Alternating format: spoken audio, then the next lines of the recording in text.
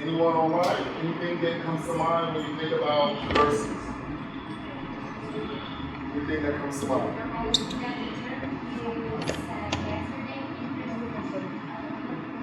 Very good.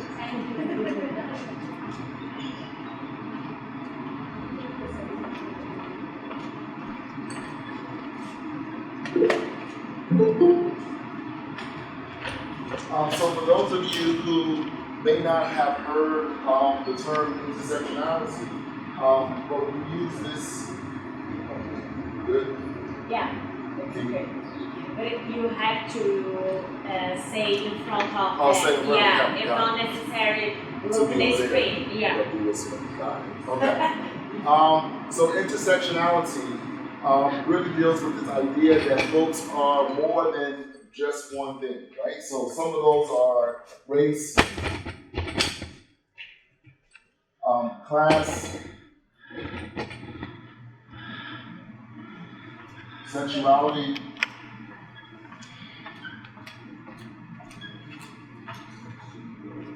religion,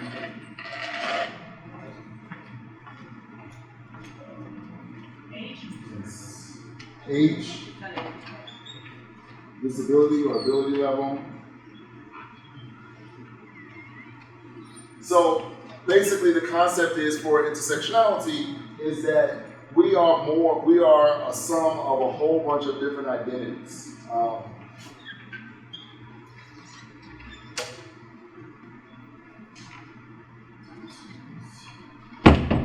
And one of the things that was interesting was this notion around race, right?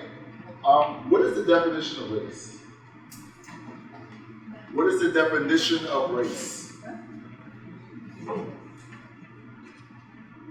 Unit with ethnic similar. So, could be. So the idea of a group of folks who are from the same ethnic background could be. Any others? When you think about or hear the term race, what comes to mind? When I was born. Where you were born? Okay. So right, you have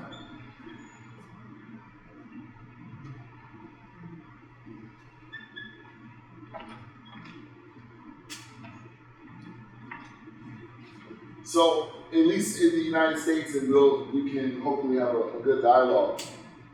There are some distinctions between race, ethnicity, and nationality, right? Nationality is where you were born, right?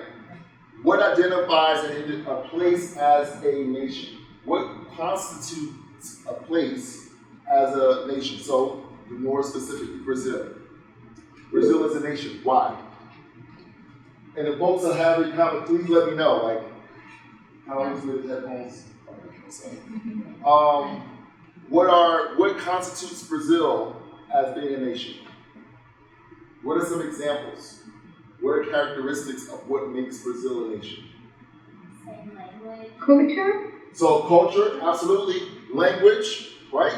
Those are absolutely attributes of what makes a nation. What's another? There's some others. Religion could be one, but we can talk about that because arguably you can be multiple religions, right? Right? Where are we now? We're at a university, but we are occupying what? What do we occupy? Land. You cannot be a nation without land, right? So land is required in order for a nation to be a nation, right? Another, and I'm going to give you some examples of that, right, would be a flag, right? One of the first things that we saw when we got to Brazil was the Brazilian flag waving, right? The reason why I'm making the connection between land and the flag is because the idea is that Brazil, good, bad, or indifferent, puts down the flag on the land which is supposed to signify what? That this is the property of Brazil. You are now in Brazilian territory. See what I mean? Same thing when you go to the United States, when you go to London or Europe, right? England, you go to Chile, right? The whole idea is that once you get to that particular place, land is one of the things that are required. The other part is the flag, right? So those are examples in terms of what's required for nationhood. You can also include in there a government, right? That they have a governmental system. And this UNESCO is an example of that, right? This is a state institution which is therefore run and funded, if you will, by the government, right? So that is nationality. Ethnicity is a little different. Ethnicity deals with this point around the language that you speak, the foods that you eat. Folks talked about culture, right? It also goes to this issue around religion. The difference, though, becomes that the ethnicity, you can, arguably, you are Brazilian, but then also how that manifests itself can be different. And by manifestation, I mean, for example, we don't all have to be Christian, right? Someone can be Brazilian and be Jewish, or be Catholic, or be a Muslim, right? The idea is that you could be of a different religion, specifically, and still be Brazilian, right? So that's just something to think about in terms of how we make the distinction between ethnicity and nationality. Arguably, we would say these are concrete. What do you think I mean by concrete? Ethnicity and nationality are concrete. One, the argument is that they cannot change. Give me an example of why. Why they cannot change, no matter what. Arguably, these things are going to be, they are identifiers of who you are, right? But they also travel with you. I'm kind of giving you a little bit of it. They become concrete. A good example of that is a passport. It doesn't matter if I move to Brazil and gain or garner Brazilian citizenship. What do I also still recognize? Or usually what's also still recognized on my documents that I'm from America. Does that make sense? The idea is that this passport allows me to travel. And I can have a Brazilian passport, but there's still some level of documentation that I still was born in the United States. Right? That's what I mean. That this is something that you, arguably, they can change, it can shift. I can go from being in the United States to being Brazilian, to being Chilean, etc. But there's some things that arguably won't change. Another thing, you can go to the United States and some of you speak English, right? But the idea becomes that you still speak what? What's your native tongue? What's your native language? Portuguese, right? Think about the foods that you eat, the things that you drink, the music that you listen to, samba, right? So no matter where you may go to in the world, there are some things that still make who you are. You don't escape those, you don't give those things up. Those things still become part of you, or still are part of you. So that's what I mean in terms of that concrete. The difference though with race is,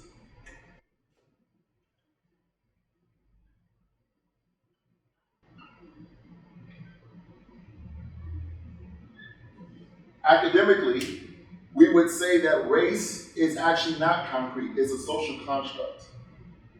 And at least from an American perspective, the concept is that race does not exist. And we'll talk about why. The reason why the argument is that race does not exist is because the argument is that it changes based upon who's the person talking. Right? So my definition of race is different than your definition, different than yours, different than yours. We could have literally, it could be 20 people in this room, there'll be 20 different definitions of what race is.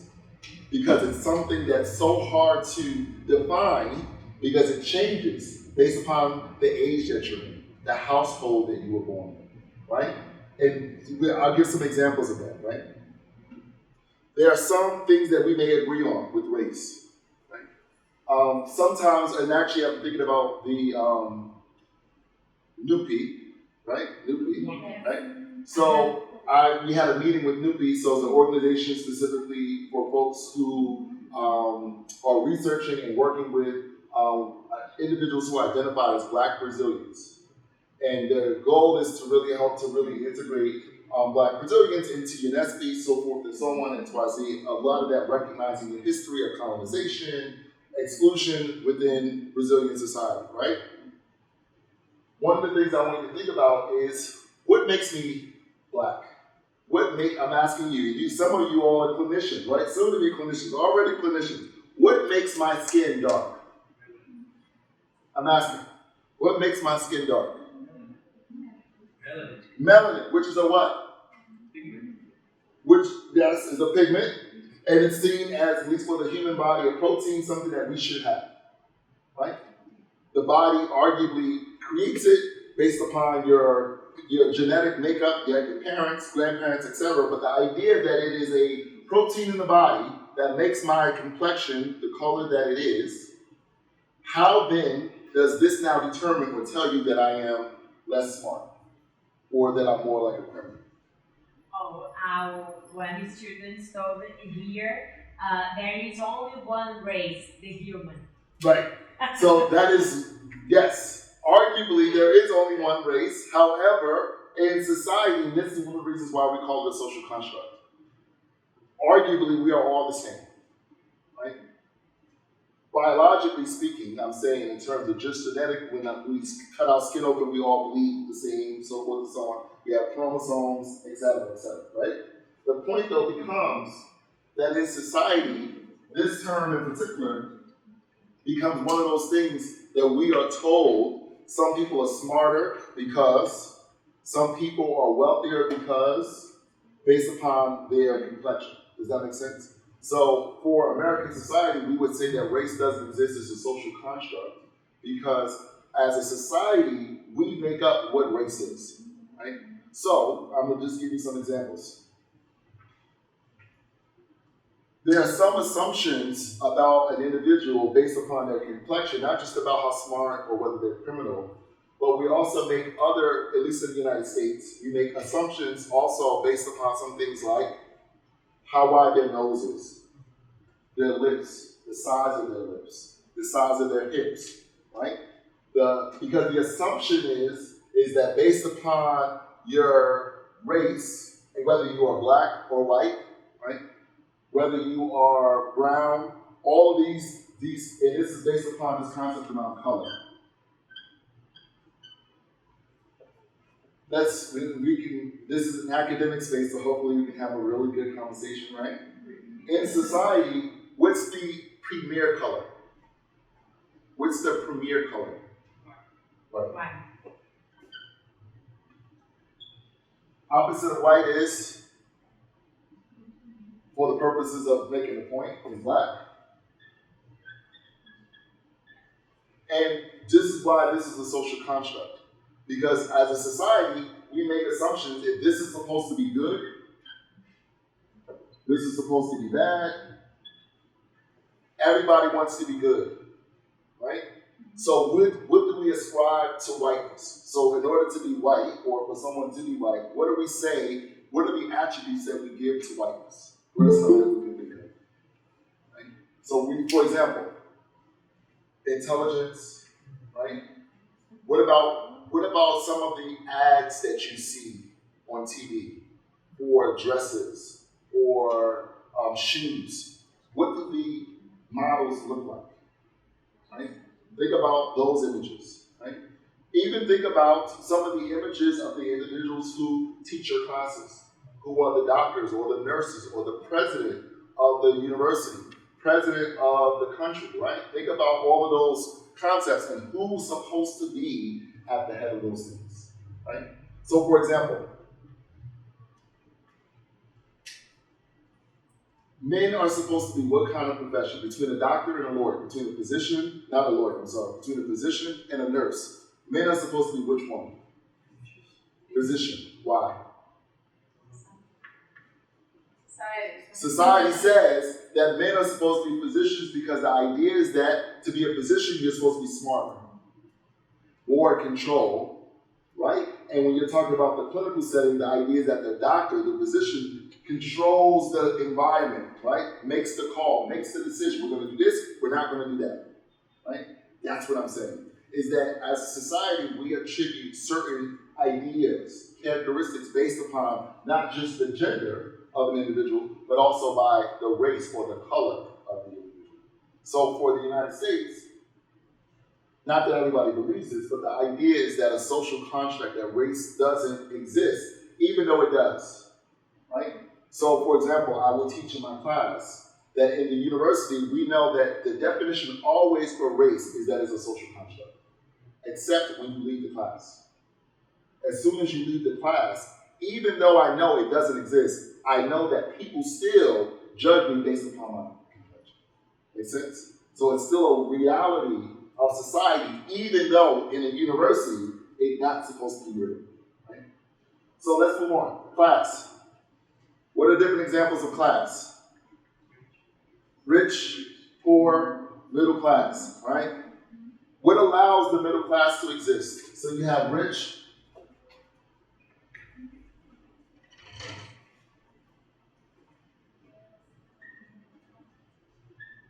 you got poor,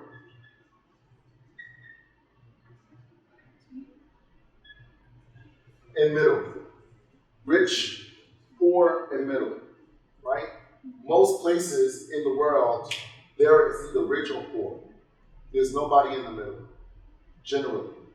What allows people to exist in the middle or be considered middle class? There's a couple things. I would argue one is education, the other is credit. Education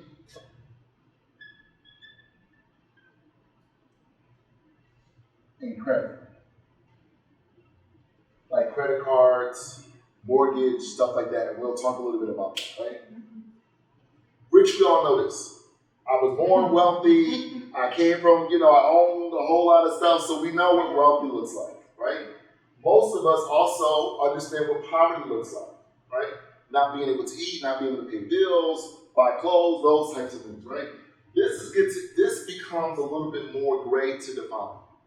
Because arguably there are different levels to middle class, right? There's lower, there's middle, and then there's upper middle, right? And we'll talk a little bit about that. You all, as educated folks, are all, I understand we're in Brazil, but according to American standards, and we can even talk about that, you all are considered to be middle class, just because you are pursuing your education. If you already have a degree, or if you are pursuing your degree, just the fact that you are here as a student or as a professor, you are automatically considered to be middle class. Why? Why do you think? It's a privilege, right? But why else? Why else do you think just the fact that you are educated, whether you are faculty persons or as students, you are automatically considered to be middle class? Why do you think? Your education does, yes, but why? Your education is supposed to equate to a job that will pay you good money. Because you are now a doctor, right? Or you are now a nurse, right? Whatever your title is, that now is going to allow you to make money. So now you can become a professor, you become the dean, you can become the president, so forth and so on. So the very fact of your education automatically makes you middle class, right? So the idea is that the education equates to your ability to make money. The other part is credit. Now, I recognize that there may be some differences here, right? But the idea, though, too, is one of the biggest things in the United States is your level of credit or access to credit is dependent upon your education. The more education you get, the more access to credit you get. The reason why is not that you have good credit or bad credit. That's another conversation. The question, though, is less about that. It's more about the idea that it gives you, you're considered to be more responsible. You're considered to be more of a good, I want to say risk, but you're more, you're considered to be more responsible. You're more credit risk, right? So one, education leads to this notion of credit, which creates this establishment of money, right? Let's go with sexuality. What is sexuality? Now, I'm making the distinction between sexuality, gender, and sex. What's sexuality? So, yes, who said that? I'm sorry. Yes. So, sexuality deals with a person's attraction, whether it's to the same sex, opposite sex, both sexes, etc., etc. So when we talk about sexuality, we're talking about sexual orientation, we're talking about lesbian, gay, bisexual, transgender, so forth and so on, right? Gender, we make a distinction that they are not the same things, right? Gender is different than sexuality or sexual orientation. Gender is more about how we would, at least in the United States, we would say perform, right? We would say perform.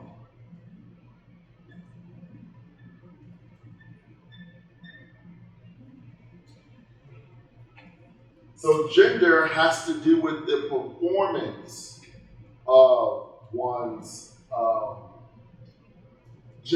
gender has to do with one's performance, meaning that how I dress, how I look, or it can also be how you talk, changes based upon how you identify as either male or female, non-binary, etc., right? This becomes a little bit more complicated in a sense because some people make the assumption because you're a woman, you're supposed to marry a man, right? So people conflate this concept around gender identity with sexual orientation and sex, but at least for us, within the United States, we make the distinction, generally speaking, that there are differences between your sexual orientation, your sex, and your gender. Right?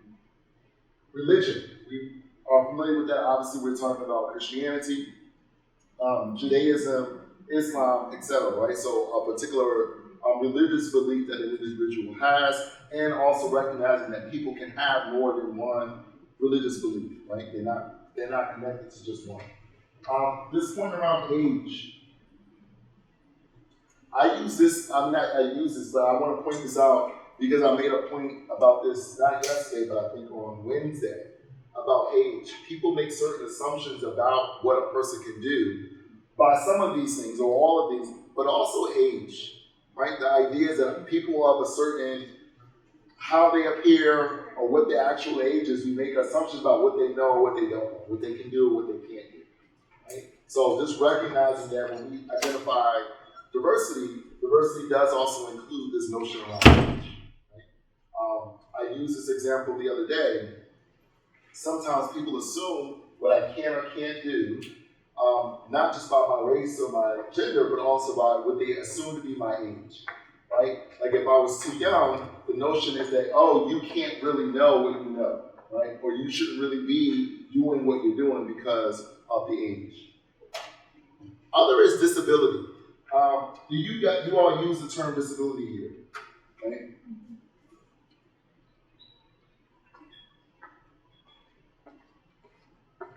Have you heard of the term ableism? So it's a term that folks are using a little bit more now around disability. So it means the same thing, but some folks have made the argument that disability is seen as a derogatory term. So instead of using the word disability, they use the word ableism. Right? So instead of using disability, they say ableism. It means basically the same thing, but the assumption is that I'm not disabled. I am just challenged when it comes to certain levels of ableism. If that makes sense. Right? So just be mindful that there's some changes in how academics use the word disability. Some don't use it, some use the word ableism. And then also just remember ableism or disabilities has three areas. Physical, most of which we understand. Wheelchair, someone is unable to see, right? Something like that. But there's also cognitive, which is a learning disability, like somebody who's dyslexic, right? So instead of reading front to back, they may be reading back to front, right? So there's a learning disability, but it doesn't mean that they can't learn, they just learn differently. Right? And then the last is psychological. So think about like depression, think about bipolar or schizophrenia, right? Those are all disorders that, at least in the United States, that have been identified as psychological disorders. Professor, sorry. You have to say able is? Ableism. Lism. Yeah. With L or with I? So it's ableism. Yeah, because some students are asking yes. And yes. sometimes can't hear, you know. Gotcha. So yeah, okay. ableism. Thank you. So just be mindful again that disabilities can be something that you can see, or they may be something that you cannot see. The last one is sex. Again, making the distinction that sexuality, gender, and sex are three different things. Sex is more specifically geared towards what? Biology. Sex is more about biology, right? Which can be political in and of itself. But the concept, at least how I'm using it, is more about the body parts that an individual has. Not whether you feel you should have it or not. That's not what I'm talking about. Sex is really about the biology, the body parts that an individual has determines your sex. Gender is, again, I go back to this idea of, even if I was born a male, but I want to present myself as a quote-unquote female.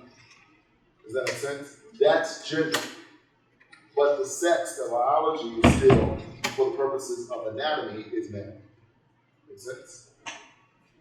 The reason why I wanted to go over these points is really just to kind of give a little bit of a context, history, or foundation to this concept about how we define diversity. Right? I'm going to get to the global health component, but part of it, I guess wanted to recognize is that this is all based upon what we consider to be individuals who are how we identify difference in our society. And then someone brought up yesterday this concept around intersectionality, right? And intersectionality is this notion that I am all of these things separately and together, right? So it's kind of like an individual, a student who comes in the door, a faculty person, a client or a patient that you may see. They are individually one of these things, and together they're all the same, right? And as a society, how do we treat them? Sometimes we treat folks differently based upon what they look like, right? And I would argue as professionals, what do we do, especially when folks are coming to us, especially as a university, right? So I'm just giving an example.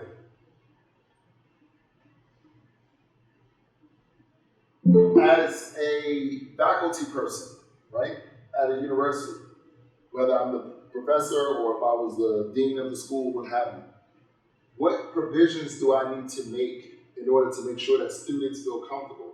And what if you have a student who is disabled, who is older, who is male, who is Muslim, and who is transgender? You know what I mean? Like, you can have more than just one identity, right? I'm not just male. I'm also black and male. Does that make sense? I also consider myself to be young. You know what I mean? So part of what I would say is that as a society, we categorize people just by what we see or what we hear, but sometimes, at least this is the theory of intersectionality, is that it's important that we don't discard or ignore this other part of who you are and just focus on this one. Lena Rosa, student, told is gender is associated with the male and female biological sex, associated with patriarchy, and what we nowadays call what the individual identifies with in the face of transformation through the history and the society.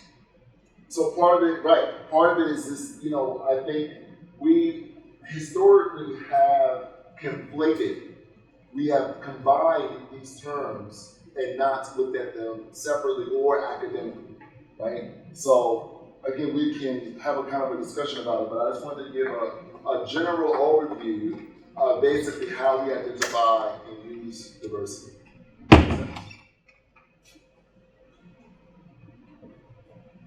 Any questions so far? Anything that comes up? It's okay. Anything? Okay?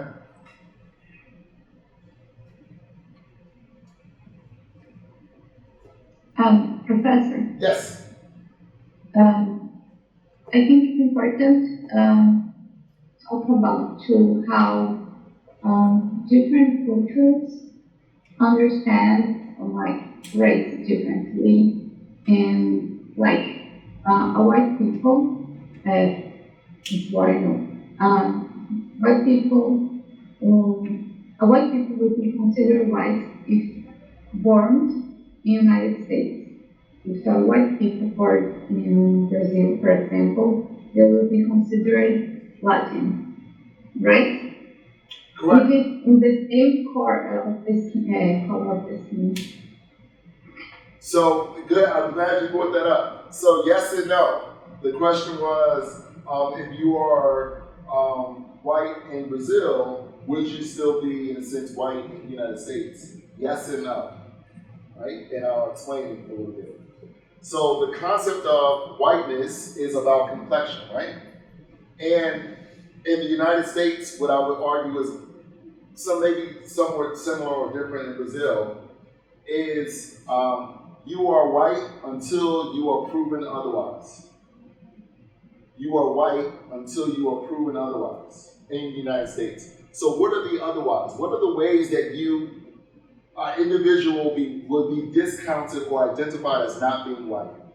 So what are some examples of, you have a white Brazilian, you go to the United States. How could they tell that you are not white? And I use that in quotations. Speaking. What's interesting about speaking, specifically, it depends, right? Colonizing countries were whom? Who were the colonizing countries? So was it? England was one. Portugal. Spain. France. Right? And then somewhat, but not really, you could say the Dutch, Netherlands, right? Give or take. So what's so interesting, and this is the problem with race, right? I think you bring up a good point in terms of your question. If these are all of the colonizing countries, these are all in Europe, right? They are, for all intents and purposes, considered to be the example of what whiteness is supposed to be, right? They are supposed to be the example of what whiteness is supposed to be. However, in certain countries, depending upon where you were colonized or what country was colonized, will determine how they determine whether you are closer to white or not. Right? A good example of this, I would probably argue, of all of these are 5 countries, 5 colonizing countries, for example, right? What do they all have in common? So they all had slaves. They all, and I'm just trying to make a point in terms of, to your question, how whiteness changes. Yes, it changes by the country, but it also changes by the origin in which your whiteness started. And I'll talk about that. Right? So these are all 5. What do they all have in common? They're all in Europe. They all had slaves. What else? Someone else actually said that in the Newbie presentation. Not about necessarily all 5 of these, but specifically, this is the history of these 5, which arguably still exists. It still exists at least in 3 of these 5 countries. All 5 of these are or have had monarchies. All 5. And slavery started, if you kind of look to history, right?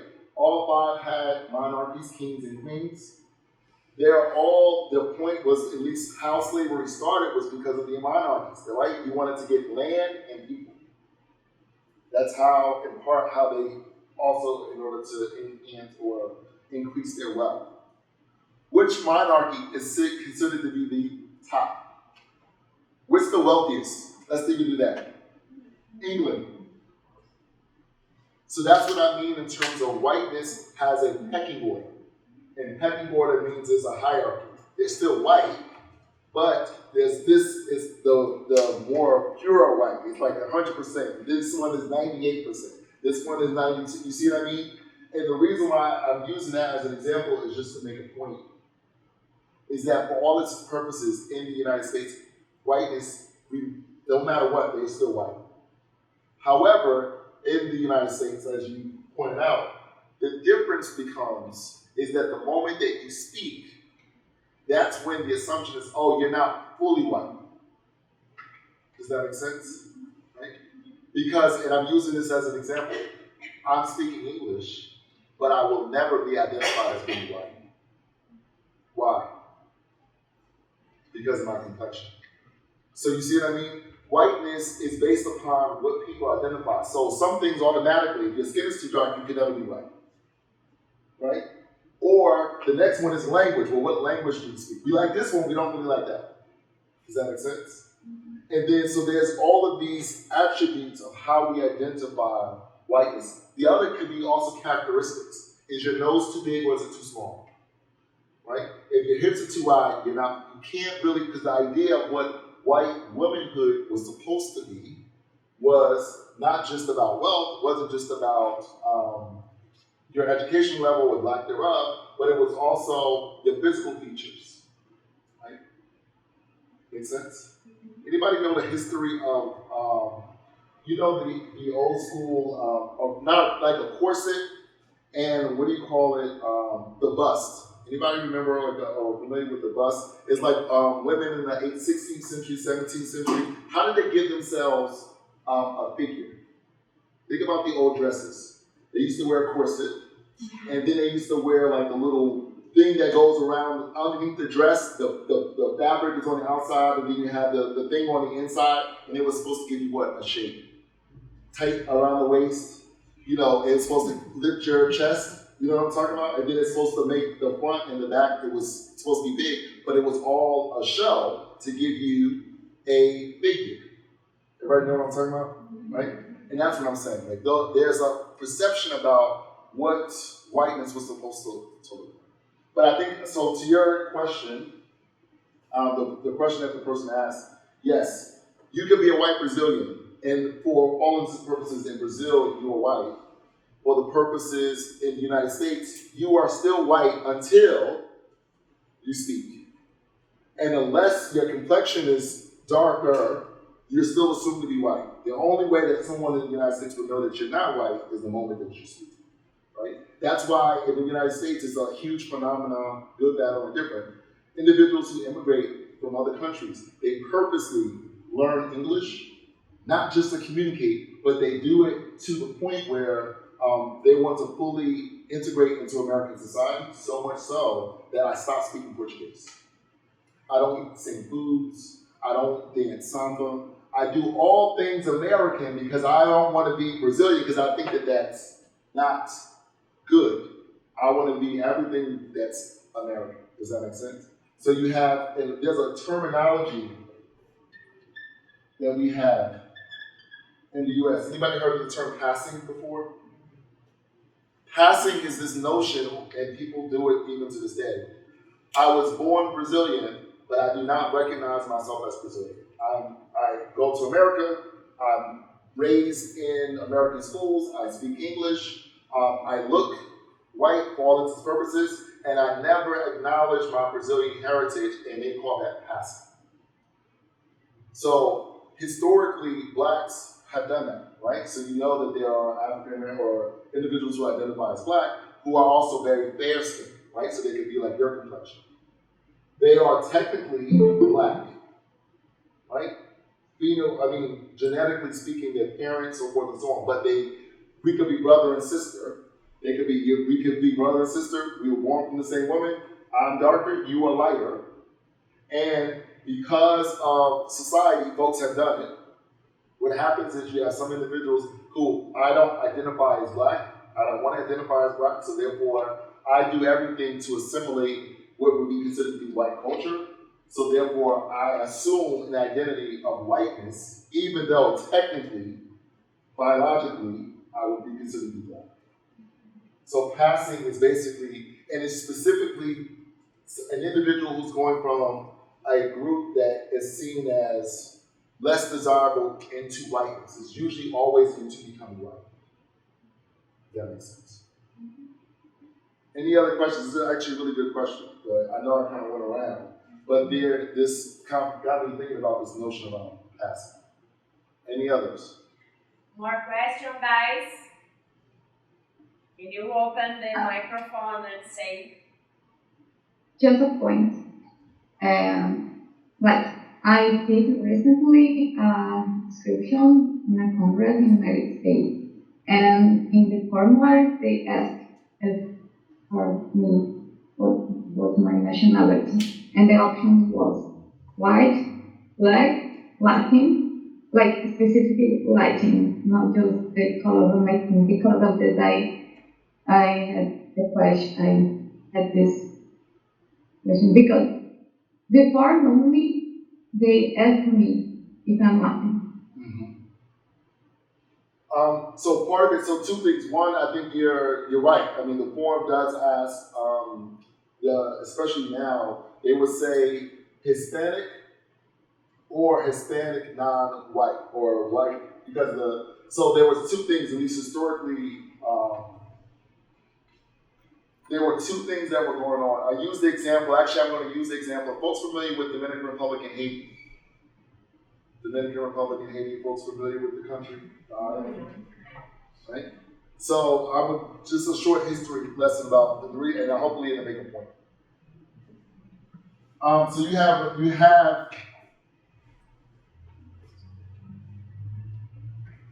to your point, the point that you make up about the form. Hopefully this will help to, at least for me, I think this is one of the reasons why that form became, or that particular question became important. And I can't really draw, so don't. Right? This is the island, right?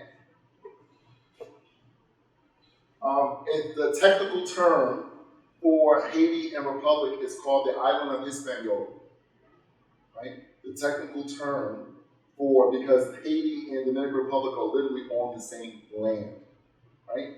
So the land itself, the whole thing is called Hispaniola. However, Haiti was colonized by whom? Who was Haiti colonized by? Right now? France. Who did the Dominicans? Dominican Republic was colonized by whom? Spain.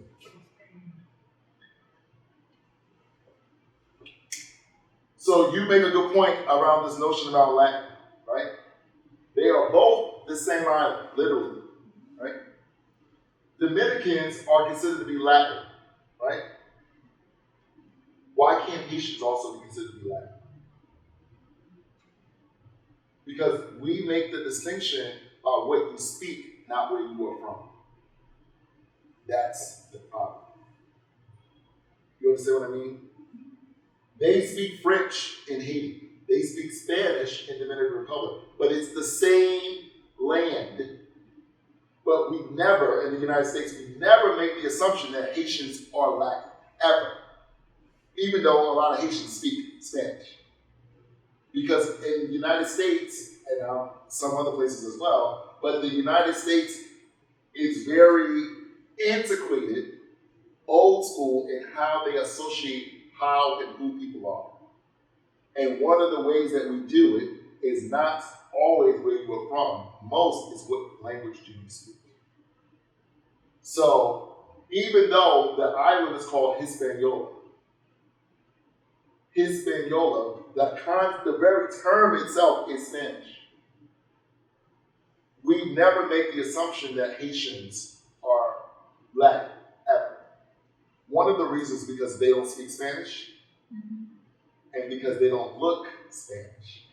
Because they are what? Darker. You understand my point?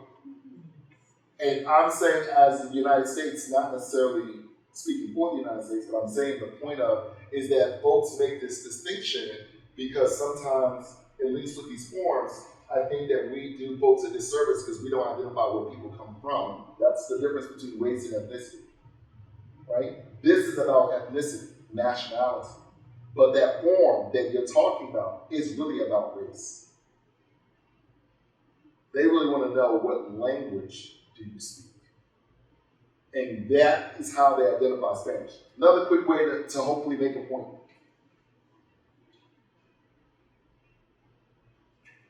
Spain is where?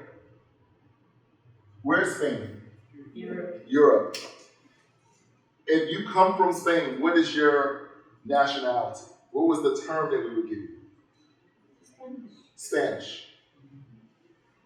Sometimes, not here, but I definitely know in the United States, most times people who speak Spanish, we automatically call them Spanish. What's the problem with that? They're actually not from Spain.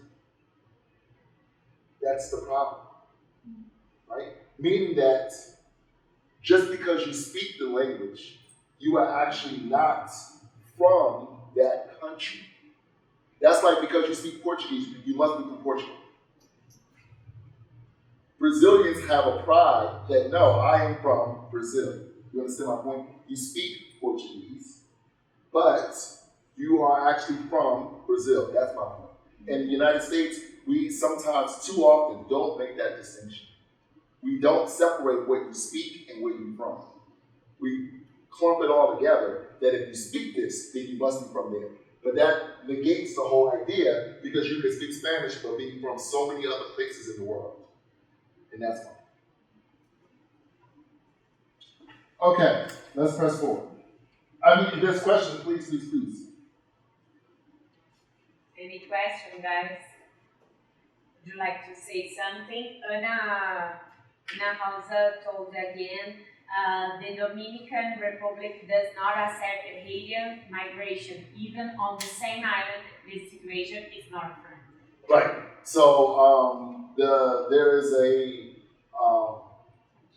tension.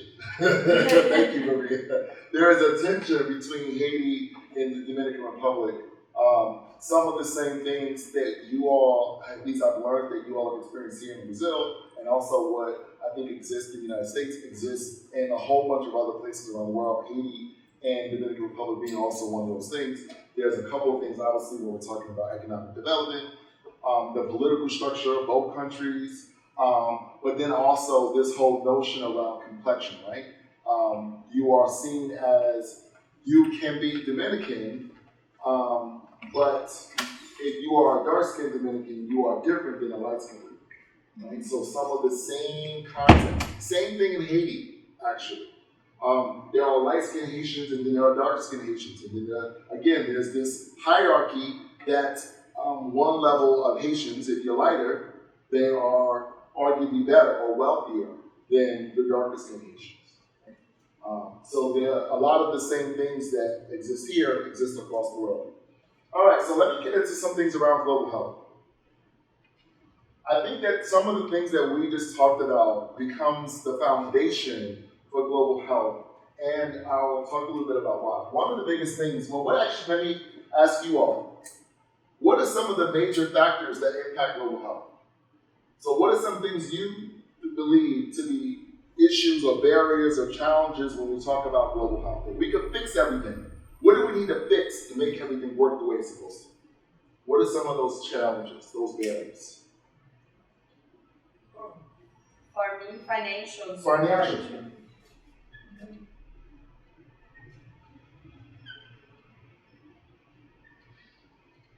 Absolutely. One of the biggest challenges to getting or achieving global health, we absolutely think about the financial component, right? Right now, as a society, good, bad, or indifferent, this is still capitalism, right? Whether it's outside of the United States or here in Brazil, that in order for healthcare to actually work, there's still a financial part, even if it's free, right? Arguably, even if it's free, somebody still has to get paid. The doctor still has to get paid, the nurse still has to get paid. How are you getting the pharmaceuticals? So even if I'm not paying it personally, someone is paying it on my behalf. That money is coming from somewhere, right? Then we can talk about how, right? So that's one. One is financial. Give me another. What are some other things that become the challenge to achieving global health? Technology, absolutely.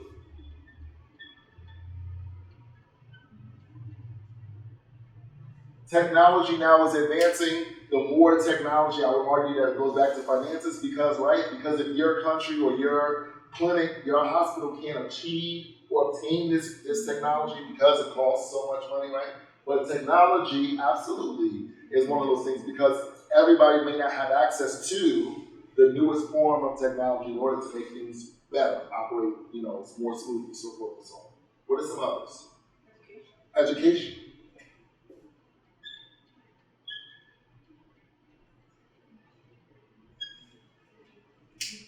for a society to exist, you need universities. The very existence of a university, that is part of how I would argue that you have identified a civilized society. A formal place of learning is required for a community, a state, a country to move towards not just civilization, but we're also talking about progress. I am a huge proponent of this idea that thought drives society. The very existence of you all as students, as professors, right, matters in order to move towards creating a better society. Some issues here: free boundaries, equity in access, equity and freedom without you leave.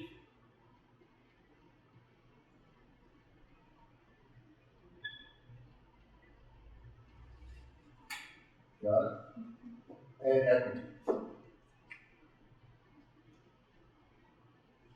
Universities become, just to make a point, or put a pin on the point, is that the very existence of the university, you all drive thought in society. And I use this, I know it happens in the United States, I'm pretty sure it happens here in Brazil. When society wants to move forward with a new technology, a new practice, like if there's a new disease and how do we figure out how to fix it, like a good, perfect example, COVID. COVID-19, the pandemic hit. Where did the United, and I'm just using this as my personal reference, but again, share if there were similar things, I assume there were here in Brazil. But one of the universities that the United States government went to study COVID-19 and how to help to alleviate it was Johns Hopkins. Our School of Public Health became one of the epicenters for research on COVID, the COVID virus, and then also creating the vaccine in order to be able to treat it, right? So when things like that happen, oftentimes government goes to the universities and say, tell us how to fix it.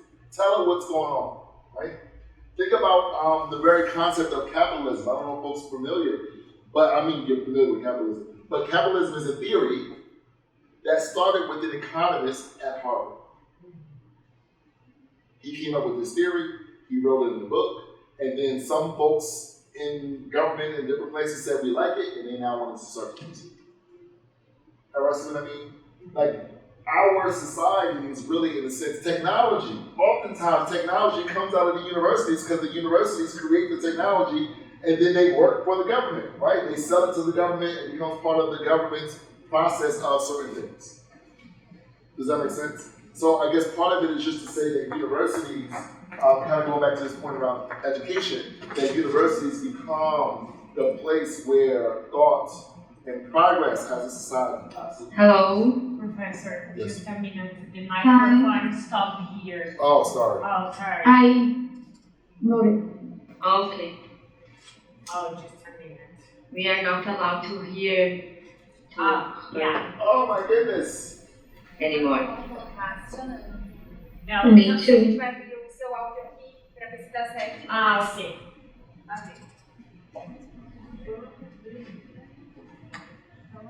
Technology, you know? Yeah, Sorry, No we worries. can't hear anything. Professor Tatiani, can you hear us? Yes. We cannot hear anything. Sorry, we can. They are transiting. E se a gente fechar? Can you hear me? Bad, I guess. Yes. Yeah, just a minute. We had technology problem here, but we are trying so yeah, just a minute. Okay, thank you. Just a minute. No worries. Do you want water?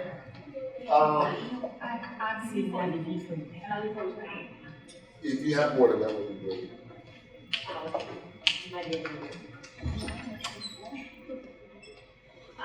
You know, I know there is an echo because we are using two technologies here, yeah, and I'd like to say sorry because sometimes the camera changed because they kept the sound inside the room, but we are trying to keep everything good, okay? And write me if continue the problem.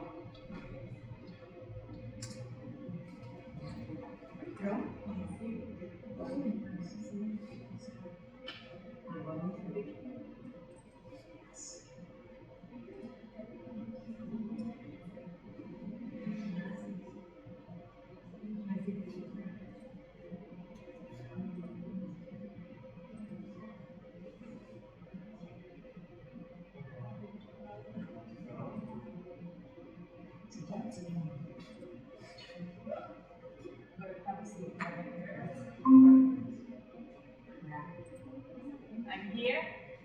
Yeah, can you hear, guys? Can you hear? Yes, Oh, okay. Thank you. it's good. Good. So I'm going to just state the point that I made regarding education and education being the hub for society. So I was just making a point that colleges and universities, at least my opinion, colleges and universities become the hub for a civilized society. Is that colleges and universities, the existence or the creation of thought is what helps to move society forward. And I used some examples like technology. I also talked about COVID-19, and I was saying that, at least in the United States, that my actually institution, Johns Hopkins, became the hub by the government to help identify a vaccine for COVID-19. So our School of Public Health, our School of Medicine became a huge, like a place where government officials were calling the dean, calling faculty members like, hey, how do we help to solve this? And actually we have like laboratories in the school dedicated to identifying a vaccine for COVID-19. So I guess my point is to make a point that universities become the epicenter for how a civilized society moves forward in thought. The very creation or the creation of thought at colleges and universities is necessary to move institutions forward. So I want to talk about boundaries. I think that this is such an important part. I think there's two things going on. I think this conversation around boundaries is really important, especially when you talk about access. One of the things I want you to think about is rhetorical, and we can actually talk about this. What will happen to the Brazilian healthcare system if individuals were able to cross into Brazilian territory and utilize the healthcare system because it's free here? Yeah. What would happen to the system here if that was allowed by the surrounding countries around Brazil? You would. The system will break, right? So part of what I would encourage you to think about is this is one of the challenges to global health, right? Usually, and it was really interesting, I visited one of the clinics for that UNESCO has here in Batucatu. And it was really interesting to see not just the facilities of the university campus, but also the work or the sites that you all have in the community. And one of the things that I asked the question about is, do the wealthy Brazilians utilize the system? And generally, with the dengue flea there, they are, because you all have the infrastructure for testing. But for general practice, it sounds like most folks go to private clinics, right? And the question that I raised, and that you all answered, actually, Cassian and the faculty that were with us answered, was that why? If I'm a wealthy person, right, why wouldn't I use this free system, right? And what are some of the things that why wouldn't I use this free system? What would be some reasons why? folks online as well. Why wouldn't I? If I'm a wealthy Brazilian, there's this free system that gives me that I can get my surgeries done, I can get my checkups done, I can go to get my prescriptions. Why would I opt to not go use this free system and opt to use and pay for services? Why? Because Not you, not you, not me, guys. not you. I can't. So for the folks online or for the folks in person, why would I choose to pay when I can get it for free? I think it's related to what you said before. Like we are paving the way to perform to a whiteness. So I think that's why going to the whiteness. It's a white way to improve your health in the private system. Because I think there is a study about the system of public health in Brazil that is a system to poor people. So the assumption that if it's free, more poor folks may utilize it, so therefore I don't want to utilize the same system they use. I agree with her, and people say that the private system is faster than the public system. If you are rich, you can pay for it. It's better to pay and go in the private system. It's faster and you have money, so. Others? I'm sorry about my English, and I don't know if I understand the question. I think that it's something like in the private system, I can do all the exams that I can't in the public system. And it's more fast and it's more accessible. I think it is. I think it's something cultural too. Yeah. If you have if you pay for your health, you are like richer than the people who can't, and then I think it's something cultural too. One of the things I want you to think about, I would agree. I would argue that achieving global equity would be more possible without these boundaries and borders. However, I guess one of the things that we can think about, human nature says, I still want to be different. And arguably, it only gets worse the more education you have. Because the idea is that the more education I have, the more access I have, right? I can now, yes, I may have graduated from UNESCO, right? I got my doctorate, right? I'm a professor, I'm a administrator within the school, but I no longer live if I'm the first person, right? Assume I'm the first person to go to school, I get my degree, I'm now this professional. However, once I become this professional, I no longer want to live with the same people I may have grown up with. Right? Think about some of these neighborhoods and the communities that people live in. Like I've taken a tour of O2, right? Some areas look different than others. It's gated communities, right? The fence to the car and to the yard is high, so you can't see over it, right? There's cameras now to show who's at the door and all those other things, right? I guess my point becomes, and some people will make this argument anyway, human nature tells me, yes, I know how we should do it so that everybody has access to it. But what happens is once I become doctor, once I become professor, once I become nurse, I don't want to be the same. If I gotta go to the hospital to see the doctor, I don't want to sit next to the person who's less important than me, right? And I want to now pay to be able to go and get access to those services, and that's why people be willing to do it. A good example of that, and we were kind of talking a little bit about it earlier, think about you getting on a flight. Say you're going to the United States, right? Some of you have traveled out of the country, not even just the United States, to Chile, to Argentina, any other places you may have gone. Think about people who sit in first class, and think about people who sit in coach, right? And this is my question, rhetorical question, but think about it.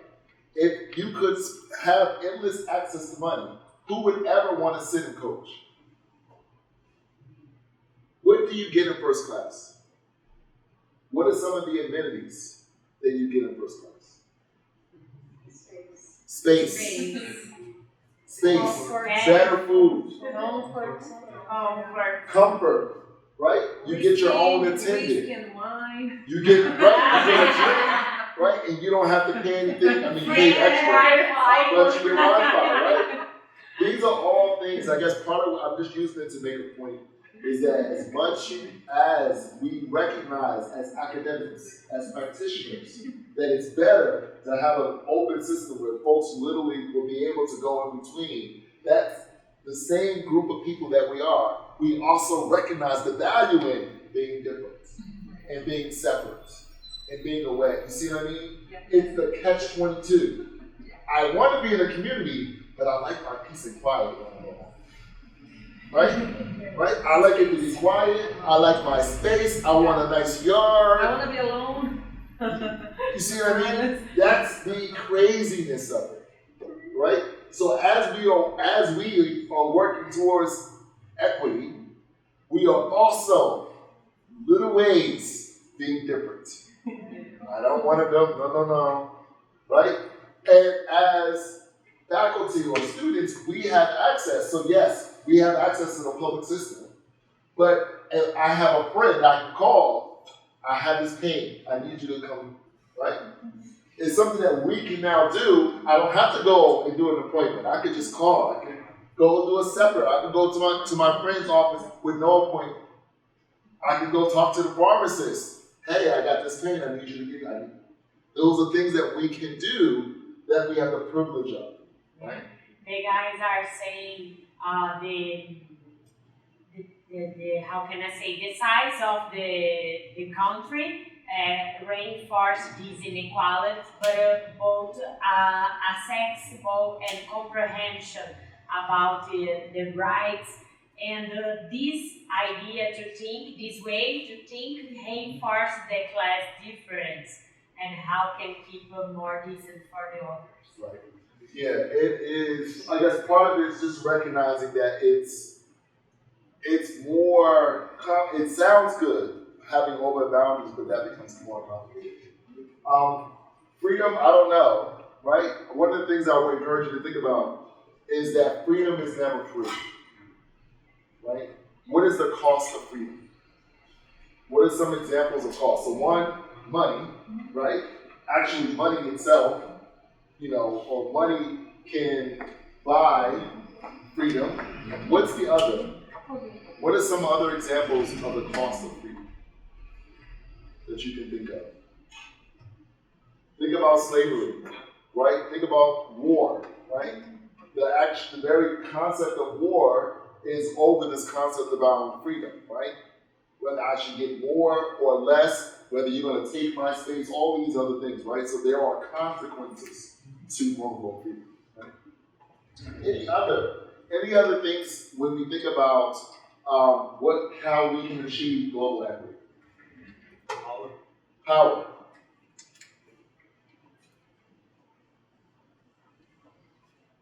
Right? One of the things I would encourage you to think about, or question, would you rather be rich or would you rather be powerful? And what's the difference? Rich or powerful? Take a minute, think about it.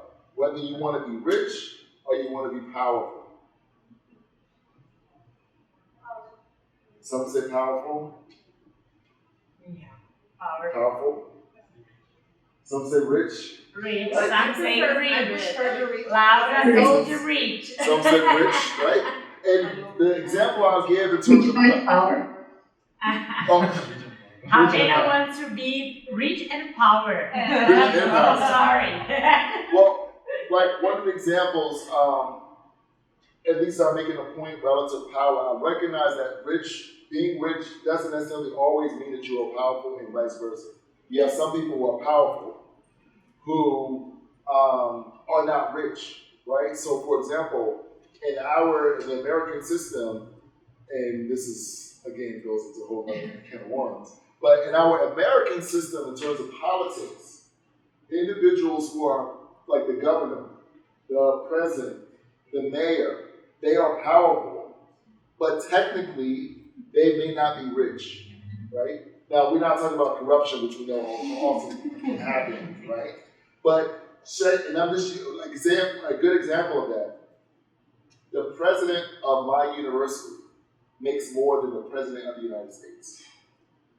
Most presidents of universities in the United States, big universities, most make more than the president of the United States, of the country, right? That's what I mean.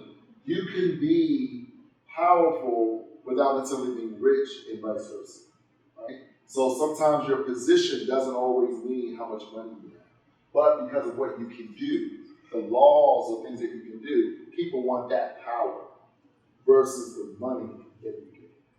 If that makes sense, right? So this component becomes really important, right? This idea around power.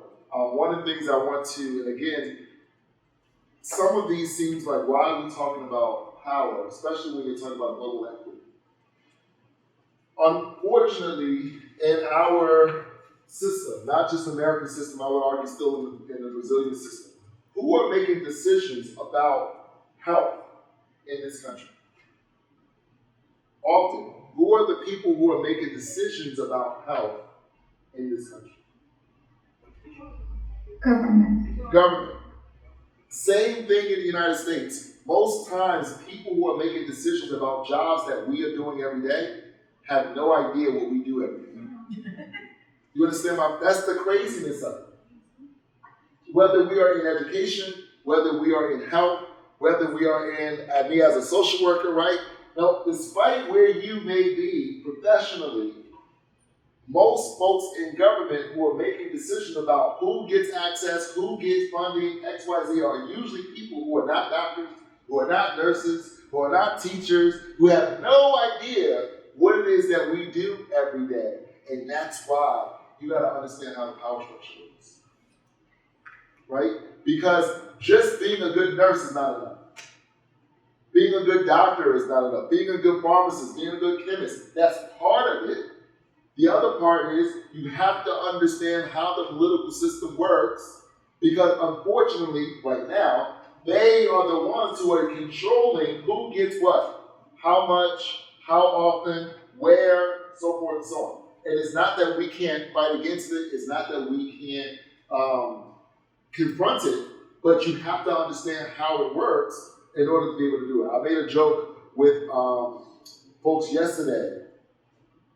There is no law that says that you can't become the mayor of the city, the governor of the state, the president of the country.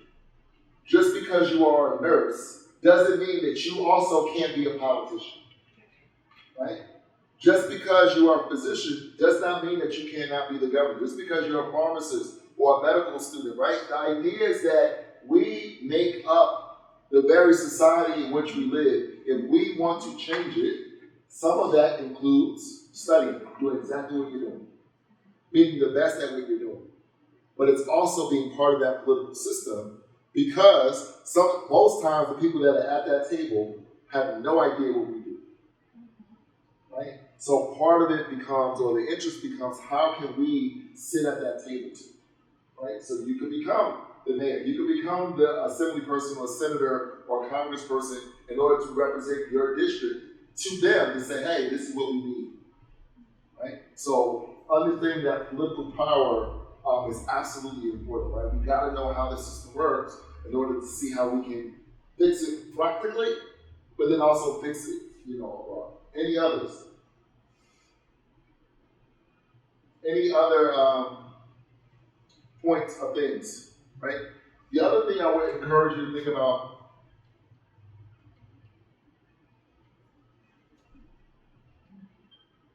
is what we call political will. So political will is not just understanding how it works, but we gotta also encourage them to want to change it, right? So advocacy. So one of the things that we think is really important with Hopkins, and that I will encourage you all to do the same, is those political people who make decisions, who aren't doctors, who aren't nurses, who are not healthcare professionals, Invite them to the school.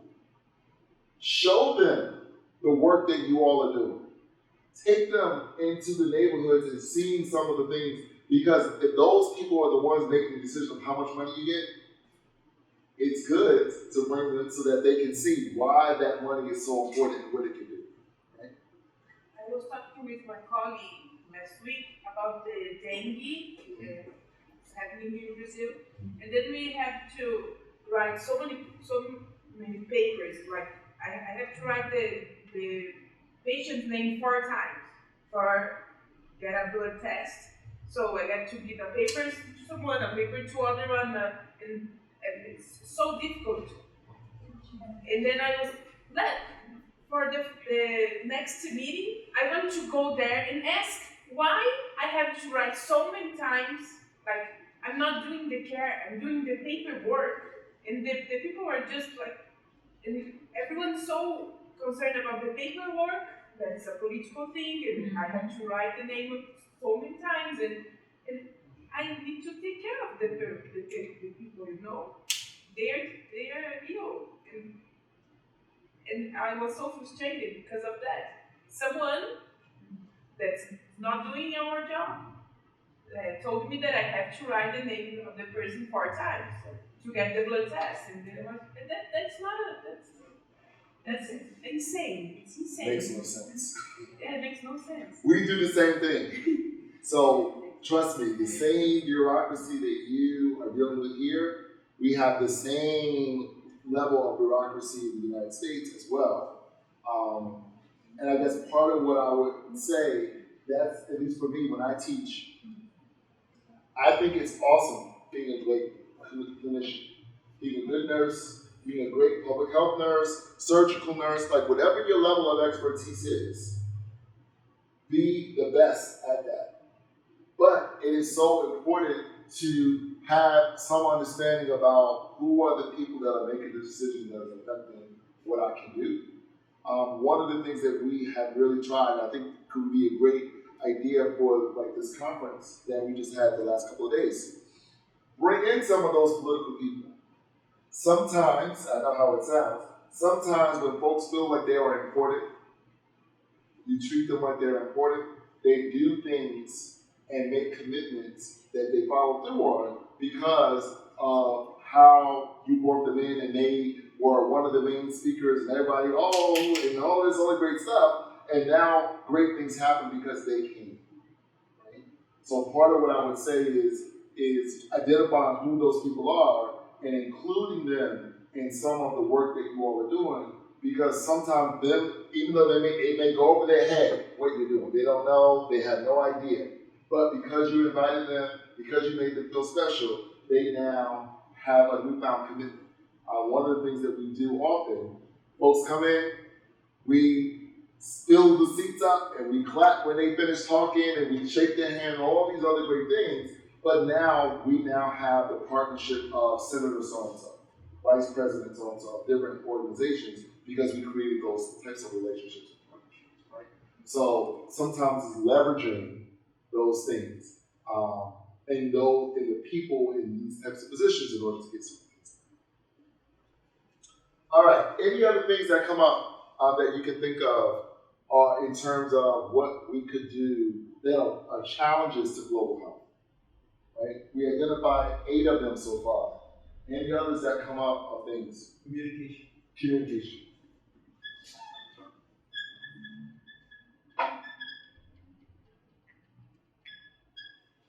Professor Cassian made a really good point in some of the earlier conversations, which is around the notion of fake news. It's so important that the work that you all are doing, people hear it and see it as often as possible. One of the biggest ways, at least for academics, the biggest way that we get out the work that we're doing is what? How do we get out to the world the work that we do? Publications, right? As academics, as professors at universities, one of the best ways that you let the world or other academics know about your work is to publish, right?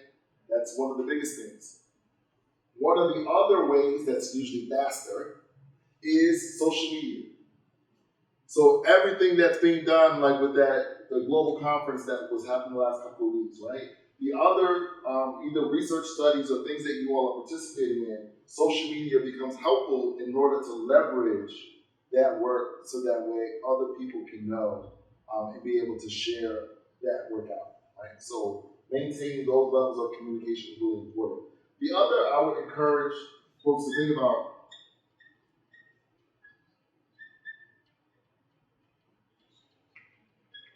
is partnerships, right?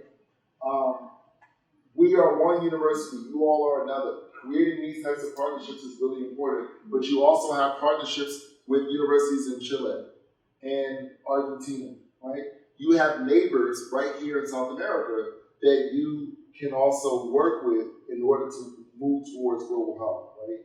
So there's some practical things, but there's also some theoretical things, academic things that we can do to share.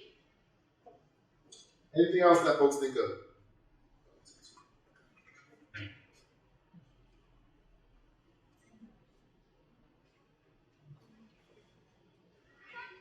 I'm almost there, almost there. I guess that's the difference. Like, I remember something. Men, actually, a trans woman, a man, a trans man that was to birth a child. And the people in the hospital couldn't keep good with this. Like, he was a man, like gender, and the professionals in the hospital called him as she, like a woman, and even pregnant. Yeah, I'm sorry, I had forgot this word. Even pregnant was a man, and he yeah, sorry. And the professionals, the team couldn't handle it. The situation was a bad moment, and it's something that I remember now. So a couple things. One, I would say, as practitioners, there's two things that we have to do. At least let me share my approach. As a faculty person and as an administrator at a university, my approach is always to show dignity and respect to the individual, and I make it a point to identify the person as they want to be identified. And part of what I try to do is, at least one of my roles at the university, is to ensure that other folks are doing the same thing. So I guess my point is that I don't get into politics of whether I agree with you or not. If you want to be identified as a gender other than how you present, okay, like I don't care. Like, you know what I mean? Like, if you want to be called a different name other than the name that's on the roster, if you want to be using a different name that's on the roster, then I use the name that you want me to use, right? I guess part of what I would say is, just academically and professionally, I think it's too much of a waste of my time to try to figure out why you want to have this name or to be identified this person versus just saying, okay, you want to be called Sarah, you want to be called Bob, then that's what I would call you. You know what I mean? Like, I think it's too much of it's going to take too much brain power for me to try to figure it out versus just accommodating or doing, because part of what, at least how I see my role, is I need to create a safe space for you in this class, right? Or for you on this campus. I can't control what people do outside of the school. All I can control is what we're doing in this classroom and what we are doing on this campus. So part of what I try to do is create an environment where folks, not just students, faculty and staff, feel comfortable being who they are regardless And one of the things that we try to do at Johns Hopkins is do the same thing with our students. So helping train the students so that they operate the same way. My goal, or at least our goal, is not to convert, right? And I'm just using this as an example. If you do not like individuals who are transgender, that's your business. I cannot fire you because you don't like individuals who are transgender, right? However, I have to ensure that individuals who are transgender are treated with respect at this school. So as long as you work at this school and you're on this property, you are going to have to be able to treat individuals who are transgender with respect, even if you don't like them. Does that make sense? Right? So part of what I would say is that, at least for us, is really to make it a goal as to how do we practice as a university, but then also for our future students, how are we training them when they go out and be nurses? Are they going to be able to be nurses that can treat individuals with respect and dignity, even when they're not in school? So that's the idea. I don't believe, at least for me, I am not wealthy yet. I'm trying to be, I'm not wealthy yet. So therefore, I still need my job. So with that being said, I need to ensure that I'm doing things and saying things within the school in order to make sure that I'm in alignment with the school. So if an individual can treat someone with disrespect or disgust because they don't like them, and you can risk losing your job, then okay. But if you need your job, then I encourage you to treat folks with respect and dignity. All right. So I'm going to do a couple things, and then I'm going to wrap up. I have my great colleague here. So a couple of things, at least for us. I want to just kind of wrap up the conversation around global health, specifically the importance of diversity to global health. But in order to kind of round out the time, my colleague, who is the manager of our Center for Global Initiatives at Johns Hopkins, is here. So she's going to come and kind of just talk about some of the things that we are doing with the intention of hopefully being able to, one, we already started the conversation about creating partnerships, but then also if you have questions about some of the things that we're doing that you may want to take, I know there's a couple of schools, different individuals from different universities that you can hopefully maybe ask maybe some of the things that we're doing that are working or that we can help to build some of those relationships, right? Okay. So one, we talked about kind of what diversity is, different types of, diverse populations, identities. And then we also talked about some of the concepts relative to what are the barriers to achieving global health. Now, I actually want it to be where I'm less talking and you more talking. What does global health look like? So most of us have identified that we want to achieve global health. What I'm asking you all is, what is that actually? What is it in real life? Not in our head, theoretically. If we were to actually get our wish of having global health, what would it actually be? Because at least how I want to end is I want to know us to have a visual picture of what is it that we are working towards. Like, these conversations are great. But then when we leave, it's like, okay, that was wonderful. That was wonderful. Great job, right? My point is that at the end of all of this, as a student, what should you be working towards? As a faculty person, what should you be working towards, right? What are the things that we should be striving to achieve based upon where we are, right? So what are some of the goals that we should be looking towards in terms of achievement? So what are your thoughts? I'm listening. Now, I'm really at home, so we're family. I'll be hurt. Thank you so much. Yes. Yes.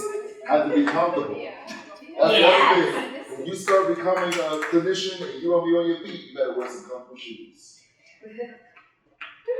So. Oh, so yeah, Perfect. Okay. Everybody in Brazil wears. Wear flip flops.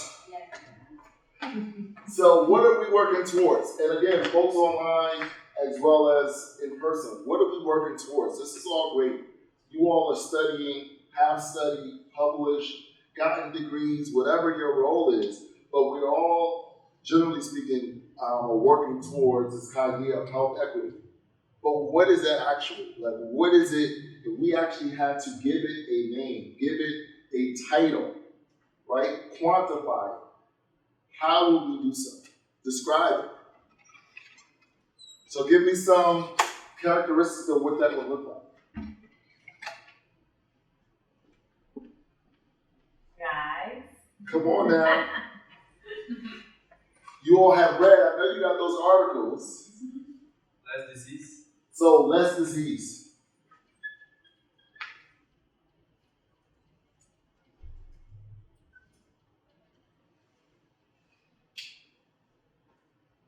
So living in a world where there are less diseases absolutely becomes important, right? So that becomes a really big part of it. Absolutely. Others. Access to healthy food. Access to healthy food.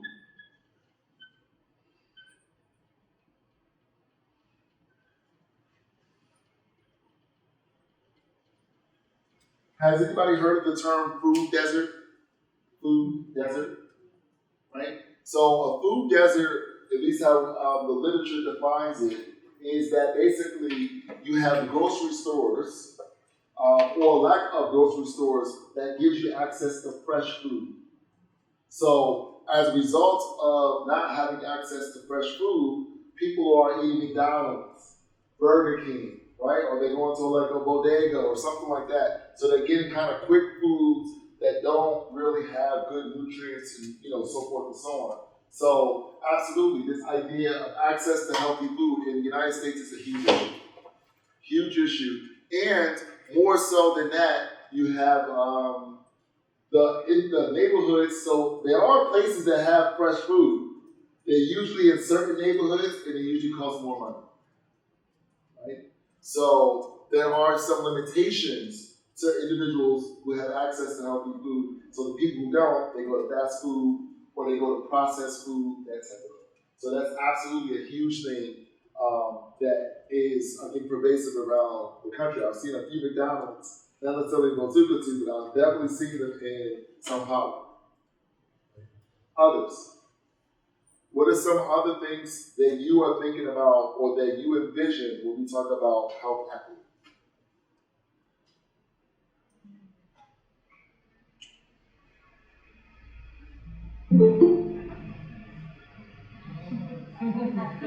Center system.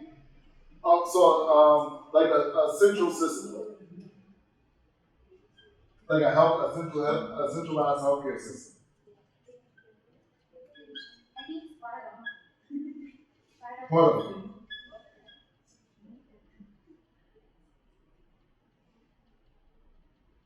So a centralized system, absolutely. In the United States, unlike Brazil, healthcare in the United States is not free. We do not have a free system at all, right? So healthcare, it can be subsidized where individuals can obtain healthcare at certain levels. But like specifically, like the whole idea of getting free prescription drugs, no. You can get it reduced, but generally it's still not free, right? And then, so majority of folks in the United States, they don't have access to healthcare, right? So it's Sorry, Professor. Sure. The image is frozen. I don't know what's happened. Just a minute. Tenta bloquear a câmera e I think they may still be able to hear it. Can you hear, guys? Yes, only. Okay, cool. Oh, perfect. just Unfrozen. Okay, cool. The camera. Okay. Got it. So, but yes, our system in the United States is not free. So, having a centralized healthcare system absolutely is not going to fix everything, but it definitely can help to hopefully make things easier, especially when it comes to access. And also the professional area, like the sanitary and the epidemiology and microbiology knowledge that we can the veterinary doctors can bring to us. I think that the professional knowledge and also the action. It's a good plan to. One of the things, I'm glad you actually brought that up, one of the things that we've been trying to do at Hopkins in terms of grow it and expand it is create what we call an interprofessional exchange. So we have nurses, we are the School of Nursing, but we have a partnership with the School of Medicine, School of Public Health, and then along with nursing, public health, and medicine, we have social workers, and we have dentistry. So recognizing that healthcare professionals, despite their area of focus, are all important, right? The concept of breaking down the barriers that physicians are here and everyone else is down here, right? It's really trying to make the concept that we are all in the same family and that each of us, despite your area of expertise, all are important to the understanding and treating of the whole person, right? So one of the things that's one of the approaches that we have had, we're including students with that, we have faculty, and it's not just our university. We don't have social work, we don't have dentistry, and we don't have pharmacy. So there's another university that's close to us, proximity-wise, and we invite their faculty to come to our university, and we do a rotation. So it's like they'll come to us 1 week, and then we'll go to them, and then we'll go to the next one, because the idea is that we all have to see each other as peers, colleagues, right?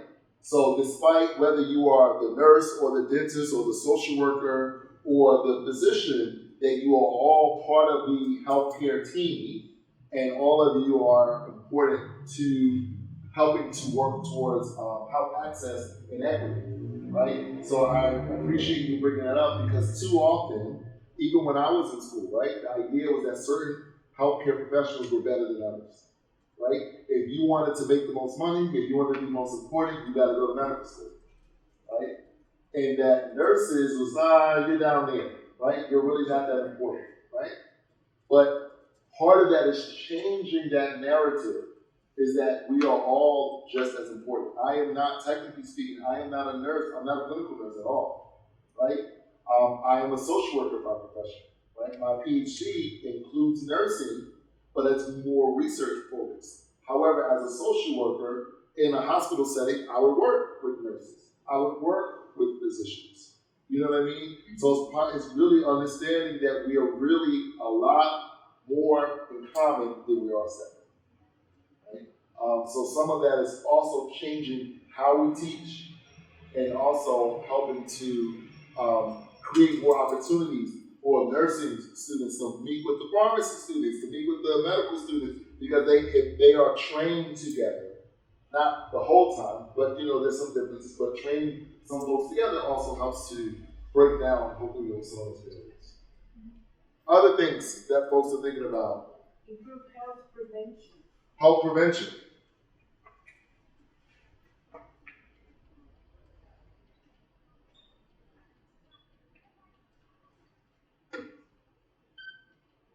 I think our current system is reactionary.